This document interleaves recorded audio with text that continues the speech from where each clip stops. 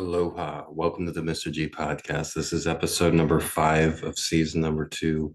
Today is January the 8th, 2023. It's a Monday. It's a rainy, chilly Monday here in Hawaii. Normally, I wouldn't even be doing the podcast this late in the day. It's 3:30 in the afternoon. It's not morning. I've always done this podcast in the morning. This is one of the very first times I'm doing it in the afternoon. And the reason being is because I'm doing this for me. I enjoy doing these podcasts. I love fucking doing these podcasts. The Mr. G podcast is available wherever you listen to podcasts, Amazon podcasts, Spotify podcasts, Apple podcasts. I don't have to prove the quality of my content to you. And if you love enjoying something, if you love doing something in life, then you don't have to explain yourself to anybody. I want to do 50 episodes of season 2 before March because before early or mid-March, because I have other plans that I need to take care of at that time. And like I said, the Mr.G Hawaii podcast, the Gregory Brandt podcast, it's not a sports podcast. The last episode, I did talk about sports the whole time, the whole 20, 30 minutes, but I'll talk about anything. And if I don't have anything to talk about, then I can just read from my book, okay? I have a new camera, a new light, a studio microphone. Things are moving in the right direction.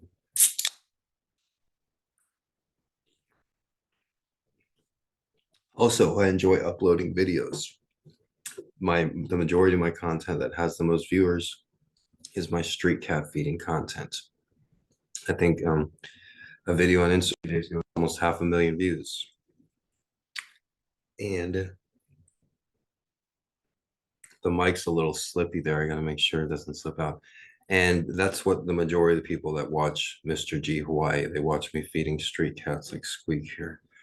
But I also love doing these podcasts, and I don't necessarily want to upload that onto my main channels because those people are interested in seeing me feeding cats. They don't want to hear about sports. So I do have other YouTube channels. I'll be uploading this podcast in its entirety on YouTube at Gregory Brandt, youtube.com/Gregory Brandt, and also the clips, the AI generated clips of this episode and every episode on Gregory Brandt Reads and Teaches. And also I have another TikTok account that I upload everything on. Today, we're not going to be talking about sports necessarily. I saw a video on TikTok that had a acclaimed scientist, astrophysicist, Brian Cox.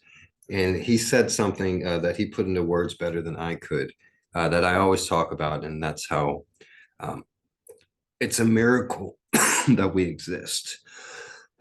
And we are a product of the universe realizing itself.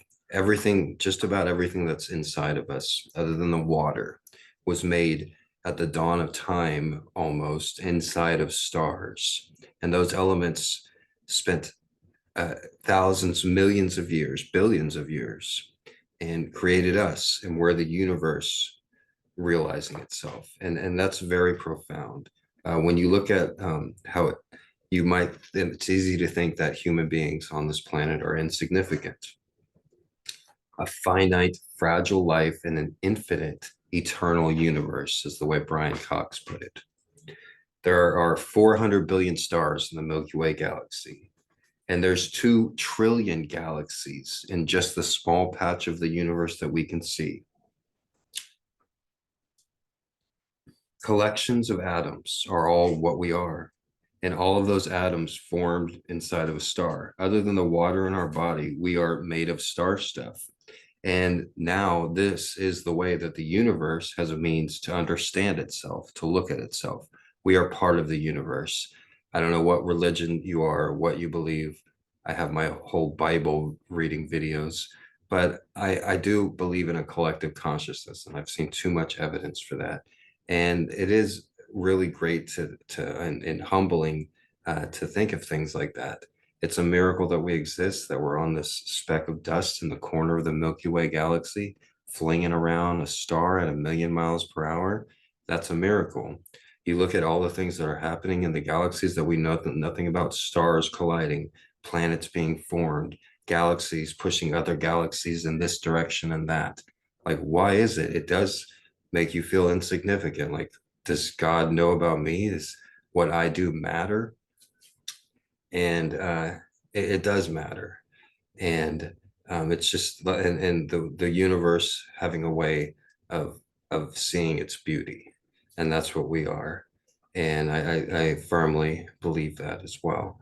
On season one of the Gregory Brandt Mr.G Hawaii podcast, I did a video about telekinesis and how there was a story I read a long time ago about a monk who would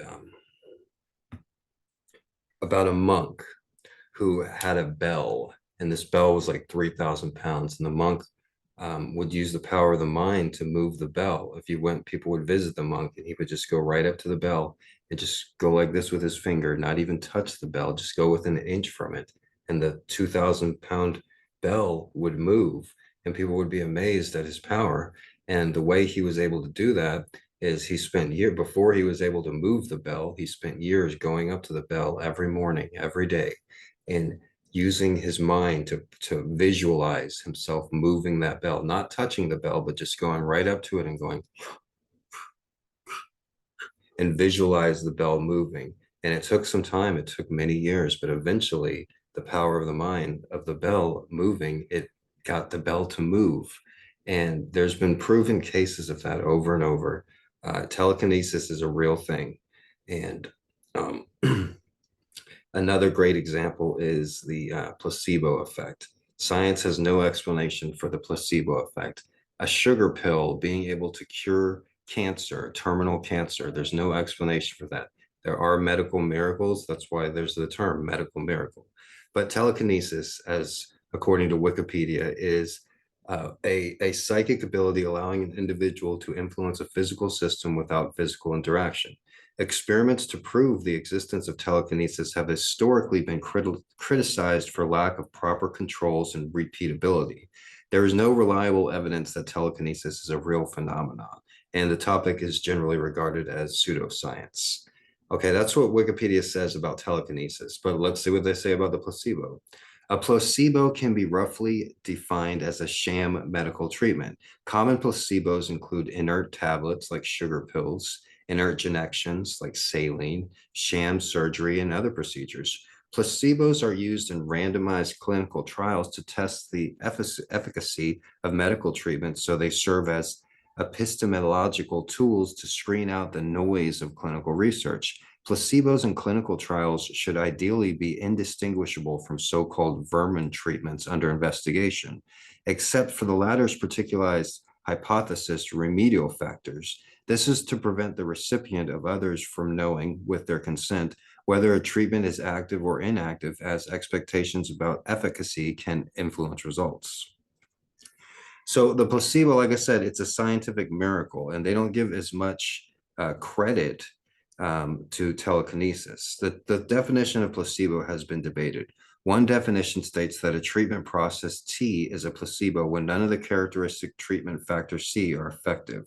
In a clinical trial, placebo response is the measured response of subjects to a placebo. The placebo effect is the difference between that response and no treatment. The placebo response may include improvements to natural healing, declines due to natural disease progression, the tendency for people who were temporarily feeling ill to be feeling better or worse than usual to return to their average situations, and errors in the clinical trial records, which can make it appear that the change has happened when nothing has changed. It is also a part of the recorded response of any active medical interventions. Measurable placebo effects may be either objective or subjective. Subjective, an example would be a lowered perception of pain. And an objective placebo effect would be lowered blood pressure. Lowered blood pressure with that objective placebo effect, that's the power of the mind changing the body. And, you know, there's millions of examples of that. If you ever find yourself in a bad mood and you want to change your mood around, you've heard the phrase, turn that frown upside down. Well, one way that they do that, you can do that, is through muscle memory. Muscle memory is a real thing. Look at professional athletes. So there are particular muscles in your mouth that are activated when you smile. And if you're in a tough mood, I'm looking for a pen. All you do is get a pen or a pencil. I have this, and you stick it in your mouth. You hold it with your teeth, just hold it there for a little while. And what you're doing is activating the smile muscles in your mouth. So without you even knowing it, your mood is going to change around. That's an example of using the body to change the mind. The mind is connected to the body. So in the placebo effect, individuals were able to lower their cholesterol, lower their blood rate, lower their blood sugar by taking nothing but a sugar pill. But by telling the patient that, oh, this pill is incredible. This pill is going to cure you. This pill is going to lower your cholesterol. And it's a great thing. I can think of another example on the top of my head of the placebo effect that I learned about in sociology class at the University of Texas. Now, one of the largest studies ever done in sociology was done with motel housekeepers. All right. So they had a group of maybe 1,000, I don't know the exact number, but a large number of participants in this group. And half of the group of the housekeepers they had working at this place, and the other half, well, they had working at different environments, but half of the housekeepers before their shift every day, they told them, wow, you're doing a great job being a housekeeper. You're exercising your muscles. You're getting good exercise. You're getting good exercise every day. You're burning a lot of calories. You're getting into shape. This is great for your health. You're going to be in great health because of your job. And they would tell that to the housekeepers every day, and they would work their shifts. And then the other group, the control group, they wouldn't tell anything to. They would give them the same job as the same other housekeepers that they, boosted up before the shift, except they wouldn't tell them anything. And then they checked on these housekeepers 6 months later, 12 months later, 5 years later. And the housekeepers that were given instructions that their job was so beneficial to their health, that they were burning calories, that they were getting exercise, all of those housekeepers saw dramatic improvements in their health. Their blood sugar lowered, they lost weight, they were in better mental health.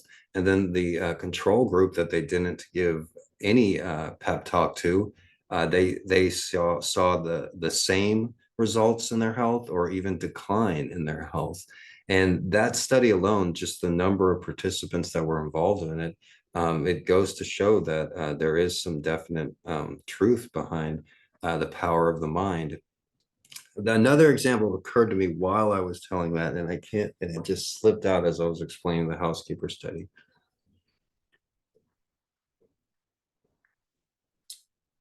But they say fake it till you make it. That was a expression that I didn't like in my 20s. I thought you had to be real. But when talking about the placebo effect and convincing your brain, um, you do want to fake it till you make it. Another great quote I heard recently is never complain and never explain. That's my quote for 2024. Never complain and never explain. And that's great because wherever you're at in life, it does not help to complain. And whatever you're doing in life, it does not help to explain. You want to show with your actions. Actions speak louder than words. You don't have to explain anything to anybody. Just show. And don't complain. Whenever you complain, just realize there's somebody out there that has it worse than you do. And so that wouldn't be the best thing. Now, the reason I'm talking about all this, the universe and the brain and the placebo effect, is because our brains the human brain is the most complicated thing ever discovered in the universe. And I've talked about how there are 200 million galaxies, no, 200 trillion galaxies just in the patch of universe that we could see, and 200 billion stars just in the Milky Way galaxy. Out of everything we've ever seen in the entire universe, nothing tops the complexity of the human brain. Now, I'm going to read something from Neuroline Health by Trey LaRosa. Pretty much anybody you might ask would likely agree that the brain is a complicated organ. It's the organ where our illness resides. Our brain is how we experience the world and our lives as thinking, conscious, sentient, multicellular organisms. Our brain is what allows us, whatever we are, to sense and perceive the world our bodies occupy. We might all agree that the brain is complex, but this fleshy organ in our skulls is not just complex. Michio Kaku, who you guys are probably familiar with through TikTok and YouTube, a world-renowned theoretical physicist, expressed the complexity of the brain in much more stark terms, giving as far to say as the brain is the most complicated object in the known universe. Not black holes, not dark matter, not octopuses, not the Higgs boson. Nope, the brain. At first glance, the expression sounds hyperbolic. We know our brains. We are our brains. The only world we know of is the world we experience in our minds. In science, we like to group like things. We group animals by their lineage. We group elements by similar properties, and we group parts of our bodies. All of us have cells that make up our tissues, and tissues come together to make organs, and then make organs work together as an organ system. Tissues are comprised of many different cells with different functions, but together they come together to form a tissue which has multiple purposes. Organs then have multiple different types of tissues that function together so the organ can serve its broader purpose. Those organs then work in concert with other organs as part of an organ system. All of the results are a human. In this way, the brain is an organ like all others. It is composed of fat, water, protein, carbohydrates, and salts, and contains blood vessels and nerves. These nerves include neurons and Gilli cells, but unlike other organs, each complex in their own right, the research community doesn't actually know how the brain works. It should be noted that Kaku's quote contains a bit more than just the comment about how the brain is the most complex organ in the known universe. The full quote concisely conveys the magnitude of connections contained in the human brain. The human brain has 100 billion neurons, each neuron connected to 10,000 other neurons. Sitting on your shoulder is the most complicated object in the known universe. That's what Kaku said. First, Kaku's figure of 100 billion neurons is the one that is commonly quoted but never cited, and it's actually incorrect. The best estimate is now closer to 86 billion neurons, plus or minus about 10%. Perhaps Kaku did not intend to be exact when he said the quote. The real estimate being closer to 86 billion does not detract from this point. The brain is nevertheless incredibly complex and comprises an incomprehensible amount of neurons. Additionally, the brain has about the same or more glial cells. Both neurons and glial cells are critical for the function of the brain, but they have different roles. Neurons carry information and are what allow our brains to control the rest of our bodies. While Gilli cells operate are the support cells. As the National Cancer Institute puts it, Gilli cells support, nourish, and protect the neurons. The other portion of Kaku's quote captures the dizzying interconnectivity of neurons in our brain, as it depicted in the MRI image. The second, and it shows an MRI image of the brain with millions of different transistors and connectors. In a review article about the relationship between brain structure and function, published in the journal Behavioral Science, the author states the main hypothesis is that the anatomic architecture conditions, but does not determine the neural network dynamic. The functional connectivity cannot be explained only considering the anatomical substrate. In other words, when researchers study the brain's physical structure, they cannot completely explain the mechanisms that give rise to the brain's function, such as sensory perception, processing, or memory formation and storage. What researchers do understand, at least to a better degree, is which part of the brains are involved in certain processes.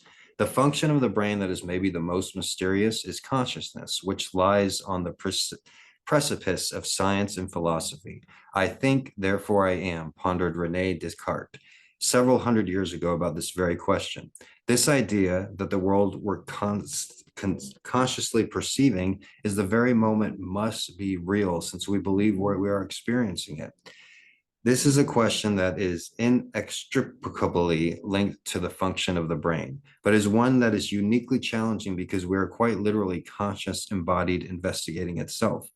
Other research inquiries, such as into cures for neurocognitive conditions, are inquiries into brain dysfunction. Research into consciousness is into one of the most fundamental puzzling questions of human existence. The question of consciousness has earned the title of the mind-body problem. with a history that goes back thousands of years. The crux of this question is whether the mental phenomena we experience is directly related to and only due to the physical anatomy of our brains or not. Many questions remain about the most complicated object in the universe, but these questions are fundamental important to humanity for many reasons. First, there is something intrinsically important about understanding a 3-pound organ in our skulls that we use not only to perceive the world around us, but to actually investigate the way it gives rise to our own ability to investigate these research questions. Our ability and desire to understand the world and continue trying to figure out our place in the universe and history is one of those most special parts of humanity. We seek the answer to these questions, and I suspect that within every person there is a desire to understand why we exist at all. So what do you think? Is the brain the most complicated thing in the entire universe? Do we have free will? Are we insignificant? Put your ideas in the comments. I normally, like I said, don't do a podcast this late. I wake up before 3 a.m. every day. So 3 o'clock in the afternoon is equivalent to 7 at night for somebody that wakes up at 7 a.m. But I am doing this every day, and I am happy to do this, and I am glad that I do this. I didn't have a script today. 5 minutes before the podcast, I decided what I was going to talk about, and I'm going to do the same thing every day if I have to. The hardest thing about doing anything is just getting started. 80% of success is just showing up, and that's included in this podcast. It's even more of that with this podcast. 90% of this podcast is just showing up. Just setting everything up, getting the mic, getting the light, getting the camera, and showing up. And that's what I'm doing. So thank you for listening. If you can hear the sound of my voice, listen to more episodes. This is the second season of the Mr. G podcast. There's actually a few different Mr. G podcasts out there. So you can look up Gregory Brandt podcast, Mr. G Hawaii podcast. Do a little searching and you can find it. Also, episodes in their entirety on my main YouTube channel. I should say that my first YouTube channel, youtube.com/Gregory Brandt and twitter.com/Gregory Brandt. All right. Thank you guys for listening. And I'll talk to you later. Everybody have a great day. Aloha.